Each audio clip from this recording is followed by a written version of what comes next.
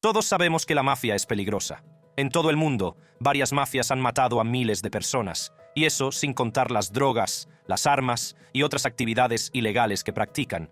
Y a veces, los miembros de la mafia siguen siendo peligrosos, aunque los encierren entre rejas. Incluso entre los muros de una prisión, los miembros de la mafia siguen causando estragos y manteniendo sus temibles legados. ¿Quién es el mafioso más temido de la cárcel? Siga mirando para averiguarlo. Joseph Massino. Nacido en 1943, Joseph Massino empezó a trabajar para la familia Bonanno cuando apenas tenía 20 años. Empezó como secuestrador para la familia y pronto dirigió su propia banda, e incluso se hizo amigo de John Gotti. Cuando el jefe criminal de los Bonanno, Natale Vola, murió en 1973, el mentor de Massino, Philip Rastelli, fue nombrado nuevo jefe de la mafia. Pero después de que éste fuera a la cárcel, otro hombre llamado Carmine Galante se convirtió en el líder. Pero Massino, que ascendió rápidamente en la mafia, permaneció leal a su mentor y más tarde conspiró con las altas esferas de Lampa para que mataran a Galante. Pero ese no fue el final. En 1981, tres capos Bonanno, Alphonse, Sonny Red, Indelicato, Dominic Big Trin, Trincera y Philip Phil Lucky, Giacone, conspiraron para matar a todos los que seguían siendo leales a Rastelli.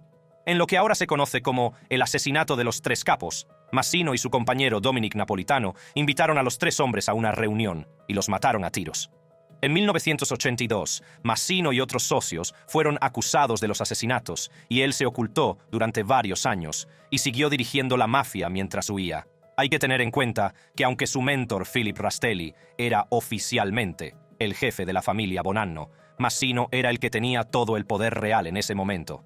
Una de las cosas que quería hacer con este poder era matar a un hombre llamado Cesare Bonventre, porque pensaba que era una amenaza para la familia. Convocó a Bonventre a una reunión y luego lo mató. En 1985, sin embargo, Massino se entregó a las autoridades y fue acusado junto con otras personas de violar varios actos y condenado a 10 años de prisión en 1986. Antes de que Massino se convirtiera en el jefe de la familia criminal Bonanno en 1991, hubo un periodo turbulento para el mundo de la mafia. Unos años antes, Massino tuvo un conflicto con un mafioso llamado Napolitano, porque quería admitir en la familia a un mafioso llamado Donnie Brasco. Resultó que Brasco era en realidad un agente encubierto del FBI llamado Joseph Pistone. Finalmente, Napolitano fue asesinado por su error. Sonny Black fue llevado a una casa en Staten Island, fue empujado al sótano y fue asesinado y le dispararon varias veces, y él sabía lo que estaba pasando. Sus últimas palabras fueron: «Si lo vas a hacer, sabes, hazlo bien». Al mismo tiempo, casi admitir a un agente del FBI en su seno ayudó a la familia Bonanno. La comisión, que era el órgano de gobierno de las principales familias del crimen en Nueva York, echó a la familia Bonanno debido a su metedura de pata. Esto significó que cuando las autoridades procesaron a la comisión a finales de los 80, la familia no se vio implicada. La caída de las otras familias también ayudó a Massino a recuperar la reputación de la familia una vez que salió. Su mentor, Rastelli, murió el 24 de junio de 1991 y Massino fue nombrado rápidamente jefe de la familia. Además, el 13 de noviembre de 1992 se le concedió una libertad vigilada de 2 años e inmediatamente se puso manos a la obra para restaurar la gloria de la familia. Créanos, no fue un asunto sencillo. Como parte de su liberación, se suponía que no debía asociarse con ningún gángster conocido, lo que dificultaría la dirección de una mafia. Así que, por norma, nadie podía decir su nombre en voz alta por si el FBI estaba escuchando. En su lugar, tenían que tocarse las orejas si se referían a él en una conversación. También celebraba reuniones en lugares muy remotos y era muy estricto sobre quién podía ser aceptado en la mafia. Se animaba a los capos a traer a sus hijos a la familia para que le fueran leales. Y Massino incluso rebautizó a la familia como familia Massino para demostrar su autoridad. Pero incluso con todo esto, Massino no pudo mantenerse en la cima para siempre y el 9 de enero de 2003, él y varios de sus socios fueron arrestados y acusados de todo, desde chantaje hasta asesinato. A Massino se le conocía como el último don, porque era el último de los jefes de la mafia que no estaba en la cárcel. Pero incluso antes de que comenzara el juicio, los miembros del círculo íntimo de Massino empezaron a volverse contra él. Desde James Tartaglione a Salvatore Vitale, todos le delataron y confesaron sus crímenes. Massino, que se enfrentaba a la pena de muerte, se acercó al juez y aceptó cooperar. Se convirtió en uno de los dos únicos jefes mafiosos en activo que han cooperado con la policía y obtuvo 2 cadenas perpetuas consecutivas en lugar de la pena de muerte, a pesar de testificar en varios juicios para condenar a otros capos de la mafia. Massino no dejó realmente de ser el jefe de su mafia hasta 2013, poco antes de salir de prisión. Murió en 2023, a los 80 años, y conserva su legado como uno de los mayores jefes del crimen neoyorquino del siglo XX. Stephen Crea. Al igual que Joseph Massino, Stephen Crea empezó su carrera en la mafia muy joven. Nacido en 1947, se hizo amigo de Vincent Di Napoli, asociado a la familia criminal genovese. Ambos empezaron a trabajar con la Southeast Bronx Community Organization, también vinculada a la mafia, y en la década de 1980, Crea se convertiría en miembro de la familia Lucchese. A principios de los 90, fue ascendido a caporegime, y con el tiempo se convirtió en el subjefe de la familia. Su reinado no estuvo exento de polémica, ya que trasladó las operaciones de la familia de Brooklyn al Bronx e incluso hubo un complot para asesinarle por ello. Pero los conspiradores fueron a la cárcel antes de que pudiera hacerse. Pero aunque dirigir una mafia era su trabajo principal, también trabajó en el Lucchese Construction Group, que era una tapadera de las operaciones de la mafia. El grupo negociaba tratos, aceptaba sobornos e imponía la agenda de la mafia en el mundo de la construcción. 38 hombres, entre ellos Stephen Crea, presunto jefe en funciones de la familia Lucchese, y los jefes de los sindicatos de carpinteros y albañiles, fueron acusados de sobornar a contratistas que debían contratar a trabajadores sindicados con salarios bajos y conseguir que contrataran a trabajadores no sindicados con salarios bajos. Fueron estas actividades las que llevaron a Crea a declararse culpable de corrupción en empresas estatales, chantaje laboral, extorsión y manipulación de licitaciones en 2000. Estuvo 34 meses en prisión y salió en libertad condicional en 2006. Como parte de su libertad condicional, no se le permitía relacionarse con miembros de la banda, pero muchos creían que se convertiría en el mandamás de la familia criminal una vez finalizada esta.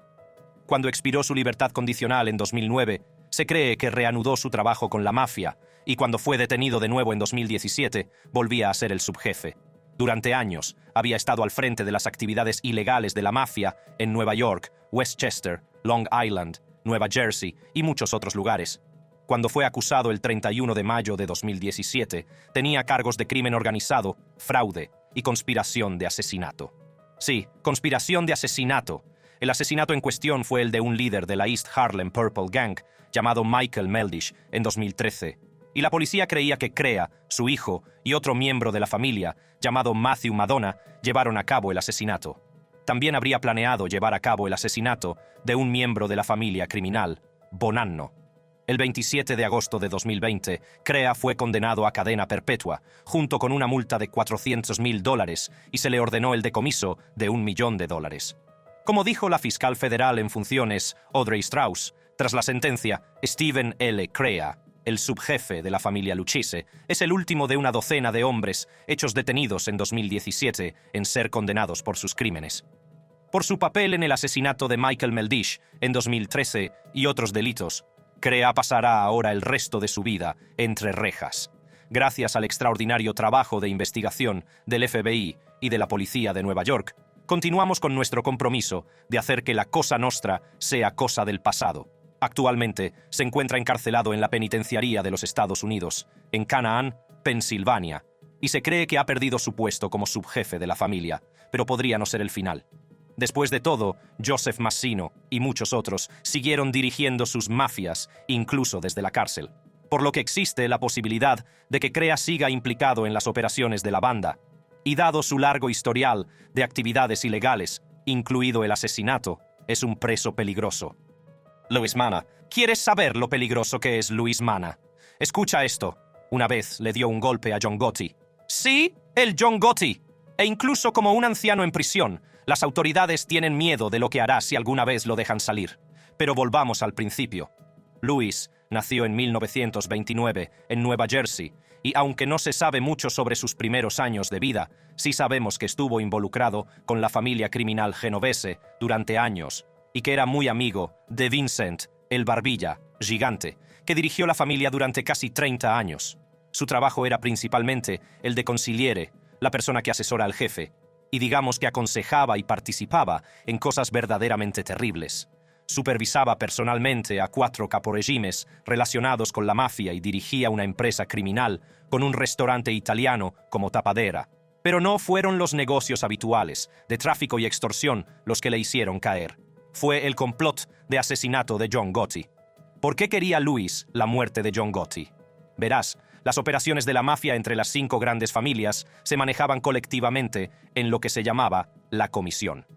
Y había algunas reglas en su funcionamiento, incluyendo cómo se daba el poder de una persona a otra. John Gotti rompió estas reglas cuando tomó por la fuerza el control de la familia criminal Gambino, asesinando al jefe Gambino, Paul Castellano, en 1985. Luis estaba acalorado porque Gotti rompió el código de la mafia. También planeaba repartirse los bienes de la comisión de forma que favoreciera a la familia Gambino y dejara a la familia criminal genovese con la peor parte. Así, un plan fue tramado para asesinar a John Gotti, su hermano Gene Gotti, y un contratista de Nueva York, Irwin Schiff. Se encargó a un sicario que se disfrazara y los matara a tiros. Tuvieron éxito con Irwin Schiff, pero no consiguieron matar a John Gotti y a su hermano. Además, estaba el pequeño problema de que el FBI grabó el complot.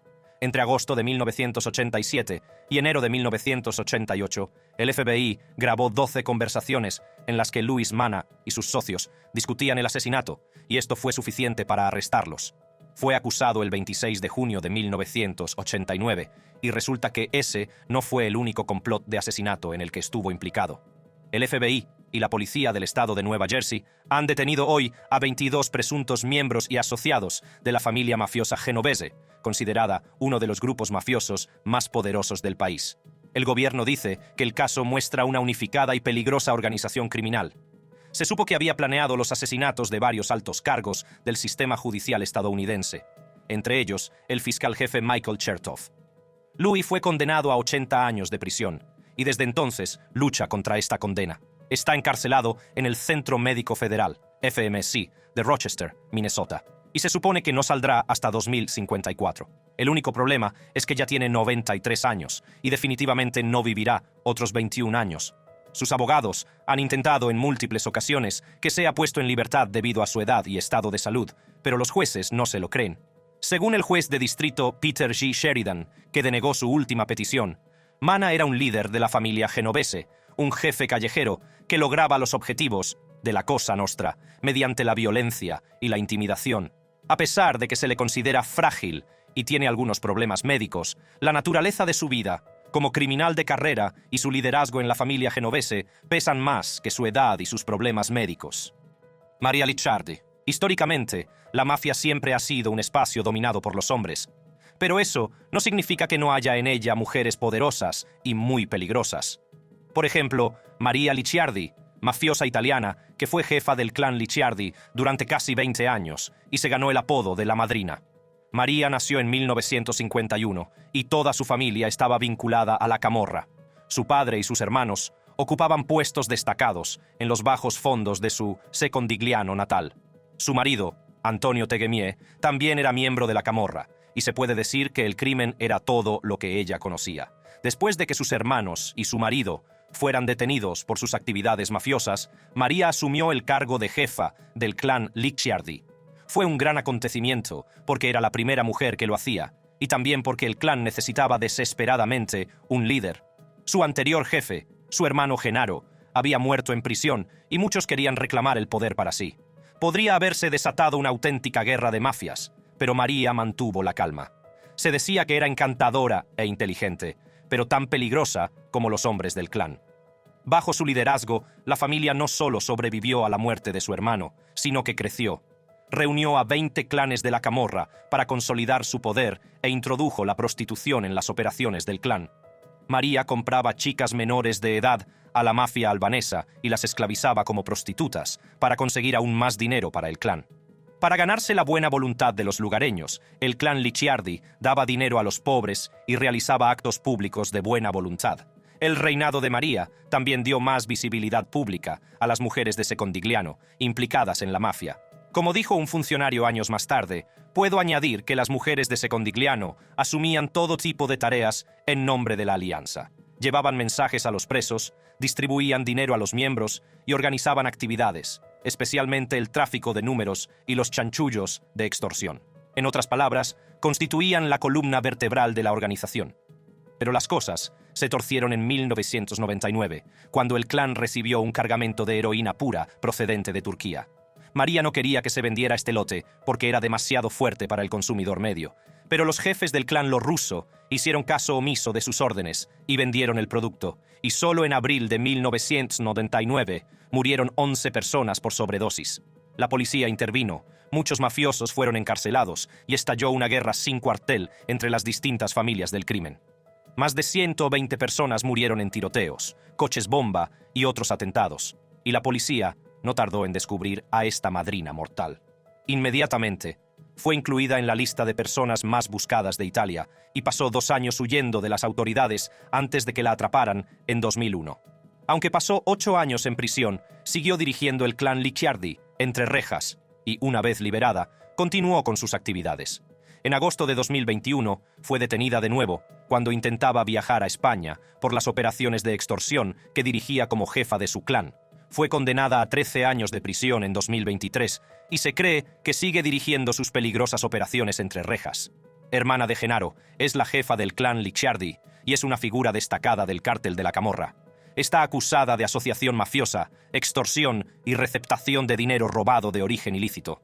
Está considerada por la DDA de Nápoles como la jefa del clan Licciardi y la figura principal del cártel de la Camorra. Braulio Castellanos, en el mundo de la mafia se encuentran algunas personas peligrosas, realmente dedicadas a la causa. Uno de estos hombres fue Braulio Castellanos. A pesar de haber visto su vida arruinada por su trabajo en la mafia, fue leal hasta el final. De hecho, tomó precauciones para asegurarse de que la banda no muriera con él, sino que siguiera viviendo. Pero, ¿qué llevaría a una persona a esa vida en primer lugar? Castellanos nació en México, pero fue llevado a Los Ángeles siendo un bebé. A los 21 años ya tenía una condena por robo a mano armada y así comenzó su legado como delincuente violento. Tras ser puesto en libertad 6 años después, se metió en una pelea de bar que cambiaría su vida. Mientras estaba en el bar Lettuce Patch Lounge, un hombre llamado Mark Vázquez supuestamente le dijo algo que le ofendió y ambos empezaron a pelearse. Intenté ignorarlos lo mejor que pude, pero al cabo de un rato se pusieron muy nerviosos, así que cuando pasé a su lado les grité, «¿Sabes?», dijo. El dueño del bar, Tito Lechuga, de 65 años, intervino para poner fin a la pelea, y en respuesta, Castellanos se degolló y apuñaló 12 veces a Vázquez. Ambos murieron a consecuencia de las heridas, y Castellanos fue declarado culpable de 2 cargos de asesinato en segundo grado. Fue enviado a prisión de 21 años, a cadena perpetua, y dentro con él estaba su hermano Arturo, que también cumplía condena por asesinato. Podría decirse que es cosa de familia. ¿Y qué hacían los hermanos Castellanos mientras estaban en la cárcel? Dirigir su banda, la Mafia Florencia 13, por supuesto. Castellanos supervisaba las operaciones de la banda tanto dentro como fuera de los muros de la prisión, lo que resulta sorprendente si se tiene en cuenta que toda su correspondencia era objeto de escrutinio y que se le mantuvo aislado de los demás presos durante gran parte de su estancia. Incluso protagonizó una huelga de hambre para conseguir el traslado de los presos de las celdas de aislamiento de Pelican Bay a las zonas de población general. Tras ser un capo de la mafia entre rejas durante años, fue puesto en libertad en mayo de 2023 porque se estaba muriendo de cáncer de estómago y sus abogados argumentaron que debía poder morir en casa con su familia. Un juez le dio la razón y fue entregado a su mujer, junto a sus 2 hijos y 6 nietos, y finalmente murió en junio de 2023, a los 64 años, pero no sin antes dejar instrucciones a sus seguidores para que se aseguraran de que la banda siguiera viva. En notas confiscadas en su celda, escribió: «Elijan 4 representantes, 2 jóvenes y 2 mayores. Jóvenes, 1 de mediana edad, 1 de secundaria, y los otros 2 mayores. Tienen que ser respetados por sus homies. Así cubres todos los grupos de edad y ellos saben lo que hacen los homeboys de esa edad. Sé que cuando era joven conocía a los que eran activos y a los que se conformaban con pertenecer. Estar tan dedicado a tu banda que escribes instrucciones mientras te mueres literalmente de cáncer para que las actividades ilegales y violentas de la banda continúen. Es otro nivel de peligrosidad. Steven Mazzoni, es una locura la cantidad de capos de la mafia que se unen a sus familias criminales desde una edad temprana y luego nunca las abandonan, aunque se les den oportunidades para cambiar de aires. Esta es más o menos la historia de Steven Masson, el subjefe de la familia del crimen de Filadelfia, que parece no poder pasar página. Nacido a principios de los 70, Steven se unió a la familia en 1995 y se convirtió en capo regime un año después. Por aquel entonces, la familia atravesaba una época difícil. Habían pasado por momentos muy duros tras haber estado en el punto de mira de las fuerzas del orden durante años, y su entonces jefe, Ralph Natal, acababa de salir de la cárcel y estaba intentando restaurar su legado. Pero en 1998 volvió a ser detenido por tráfico de drogas y un mafioso llamado Joey Merlino, que era amigo de Mazzone, asumió el cargo de jefe. Pero la suerte de la familia del crimen de Filadelfia siguió empeorando y varios miembros, entre ellos el jefe Joey Merlino y Mazzone, fueron detenidos. Esta serie de detenciones fue importante porque todos empezaron a cooperar con la policía. Joey delató a Mazzone ante la policía por cometer varios asesinatos, entre ellos el del mafioso pequeño Félix Bocchino en 1992. Finalmente, Steven Masson fue absuelto de los cargos de asesinato por falta de pruebas, pero fue declarado culpable de asociación ilícita y apuestas ilegales. Aunque él y sus socios fueron enviados a prisión, siguieron dirigiendo la familia del crimen entre rejas, y Joey Merlino nombró jefe en funciones a Joseph Tío Joe Ligambi.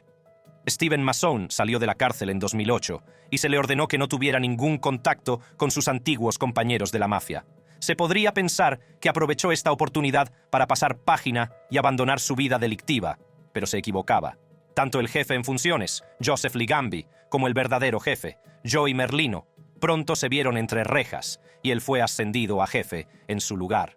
Detrás de mí está el barrio del jefe mafioso, encarcelado Joseph Tío Joe Ligambi. Ligambi y la mayoría de sus principales asociados se encuentran en prisión sin fianza por una acusación de crimen organizado de juego que se entregó hace una semana y media. Ahora la pregunta es, ¿quién llena el vacío con Lagonda y los demás en la cárcel? Esto ocurrió después de que expirara su libertad condicional, por lo que técnicamente no fue una violación, pero las actividades que supervisaba seguían siendo ilegales.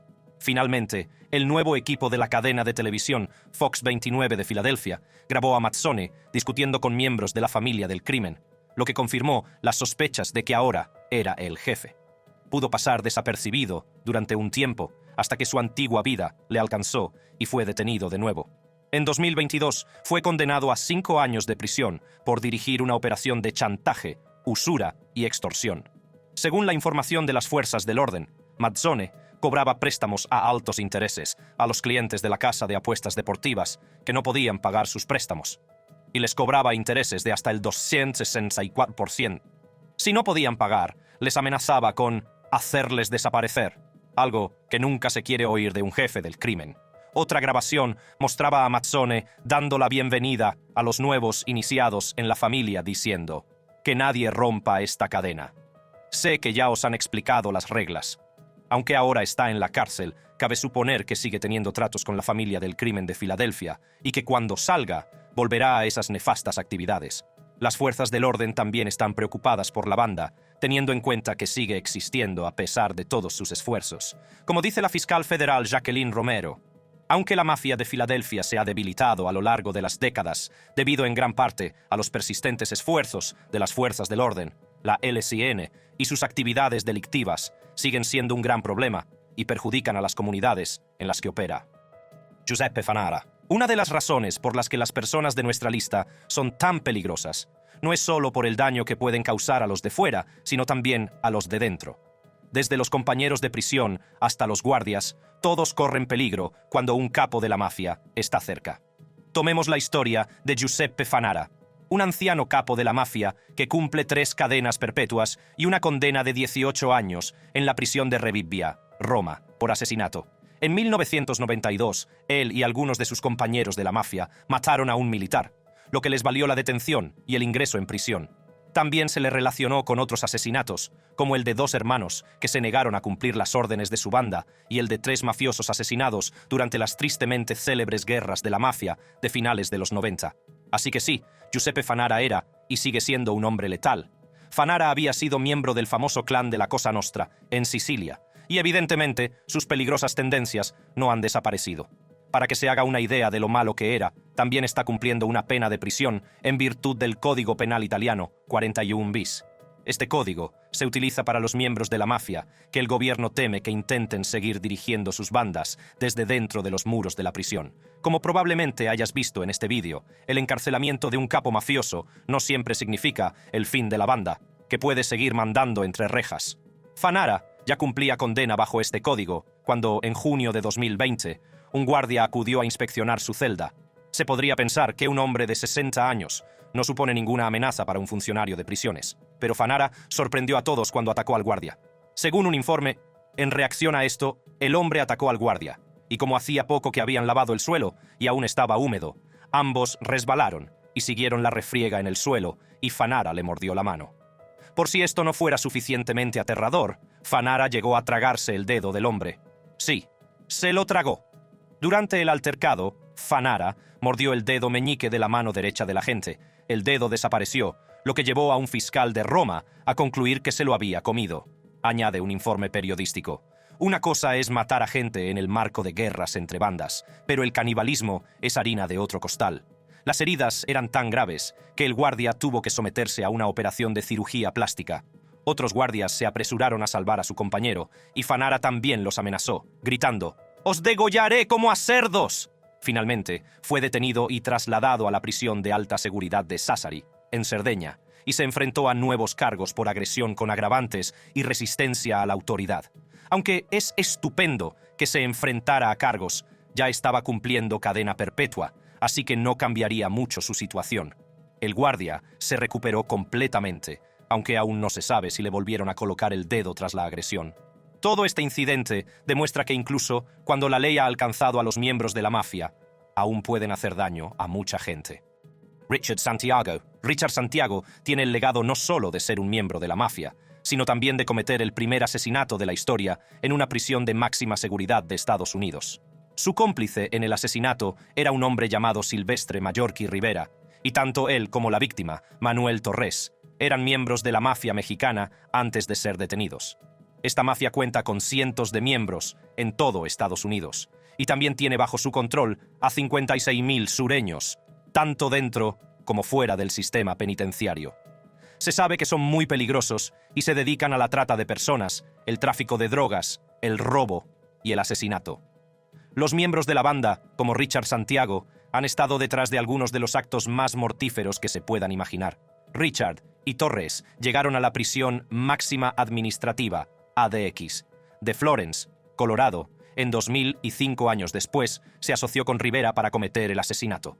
El 21 de abril de 2005, los tres estaban haciendo ejercicio en la unidad recreativa de la prisión, cuando Santiago y Rivera lo pisotearon, patearon y golpearon, causándole graves heridas, de las que murió días después. Y, atención, no era la primera vez que Santiago mataba a un compañero. Cuando mató a Torres, ya estaba cumpliendo cadena perpetua por matar a un preso en otro centro. Pero llevar a cabo otro asesinato en una de las instalaciones carcelarias más seguras de Estados Unidos es una locura. Pero, ¿por qué matar a Torres en primer lugar? Bueno, según el testimonio de otro hombre llamado Arcadio Pérez, Torres había planeado matarlos a ellos primero y había marcado específicamente a Rivera para la muerte. Pero cuando se enteró del plan, se alió con Santiago y lo mató primero. Arcadio Pérez dice que Manuel Torres le propuso matar a Rivera, que era su compañero de celda y amigo. Él no quería hacerlo, pero dice que Torres le amenazó de muerte si no lo hacía, diciéndole: «Si no lo haces, te lo harán a ti». Porque era una persona que tenía mucho poder, era agresivo, era un matón, era arrogante. Desafortunadamente para Torres, Rivera se enteró y puso a una persona aún más letal de su lado, y llegó a él primero. Pérez ha dicho que no pudo involucrarse, incluso cuando vio como Torres era pisoteado hasta la muerte, porque no formaba parte de su banda. Si se hubiera involucrado, la mafia podría haberle matado a él también. Cuando dos miembros de la mafia mexicana se pelean, no nos involucramos. Sus problemas no son los nuestros, afirma. Aunque los miembros de la mafia ya causaban estragos fuera de la cárcel, la historia de Santiago demuestra que la violencia no termina ni siquiera en la cárcel. Los jefes de la mafia aún pueden dar órdenes. Y sí, mandar matar a gente. Santiago ya tenía un historial de asesinatos de presos en la cárcel y aunque ha sido condenado a cadena perpetua sin posibilidad de libertad condicional, ¿qué garantía hay de que no vuelva a matar? Sinceramente, no la hay, y solo podemos esperar que Torres haya sido su última víctima. La mafia ha producido algunas personas verdaderamente peligrosas e incluso detrás de los muros de una prisión siguen inspirando terror. Las personas que figuran en nuestra lista causaron un daño incalculable a muchas personas mientras estaban fuera, incluido el tráfico de drogas e incluso el asesinato de personas.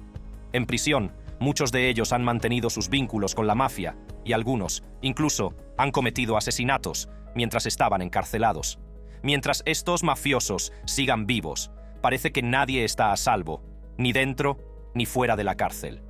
¿Quieres saber más sobre las peores mafias y sus miembros? Haz clic en la tarjeta de tu pantalla para seguir viendo.